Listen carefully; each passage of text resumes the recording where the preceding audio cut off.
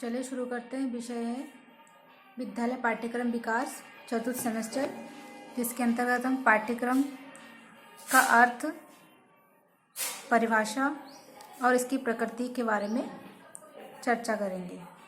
चलिए शुरू करते हैं। पाठ्यक्रम का अर्थ। पाठ्यक्रम कैरिकुलम शब्द की उत्पत्ति लैटिन भाषा के शब्द क्यूरियर से हुई है।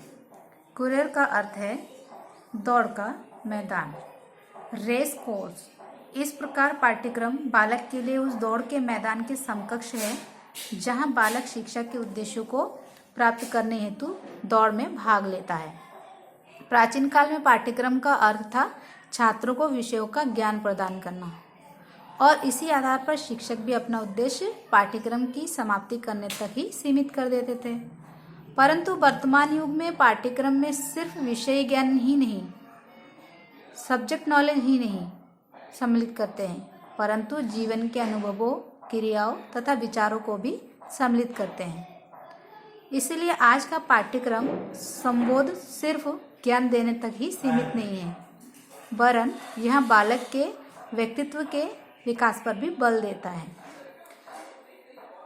पाठ्यक्रम की परिभाषा विद्वानों के अनुसार, टीपी नन के अनुसार, पाठ्यक्रम को विद्यालयों के उन विभिन्न रूपों में देखा जाना चाहिए जो मन आत्मा के भव्य प्रदर्शन है और जिनका विशाल संसार के लिए सबसे अधिक और स्थायी महत्व है।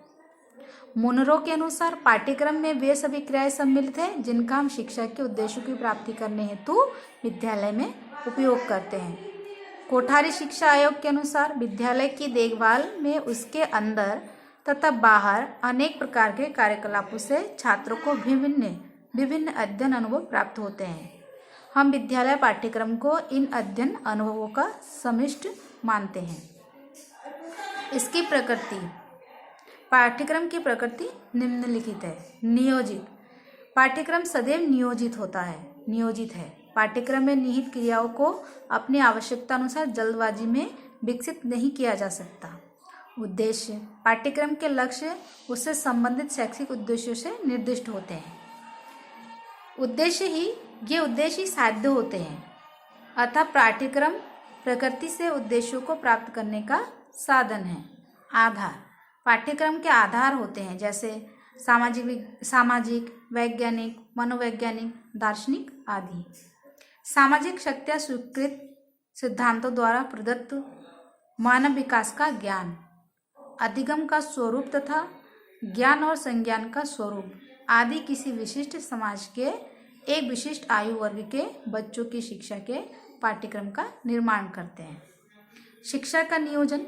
पाठ्यक्रम अध्यापक द्वारा किए जाने वाले शिक्षण को नियोजित करने में सहायक होता है। अध्यापकों से अपेक्षित है कि समाज में सक्रिय सामाजिक शक्तियों, मानव विकास के विविध अवस्थाओं तथा उनसे प्रत्येक की विशेषताओं को समझे। साथ ही अध्यापकों के लिए यह जानना जरूरी है कि अधिगम प्रक्रिया की प्रकृति क्या है। विकास की गहरी समझ और बच्चों की जानकारी से शैक्षिक उद्देश्यों को प्राप्त करने की क्षमता की जानकारी से अध्यापक पाठ्यक्रम में निर्दिष्ट अधिगम अनुभवों का नियोजन कर सकता है। अधिगम अनुभवों की गुणवत्ता तथा सार्थकता ही पाठ्यक्रम के क्रियान्वयन के प्रभाव का निर्माण करती है। भिन्नता। अध्यापक अपनी कक्षा के सभी विद्यार्थियों के लिए एक ही प्रकार के अधिगम अनुभवों का नियोजन करता है।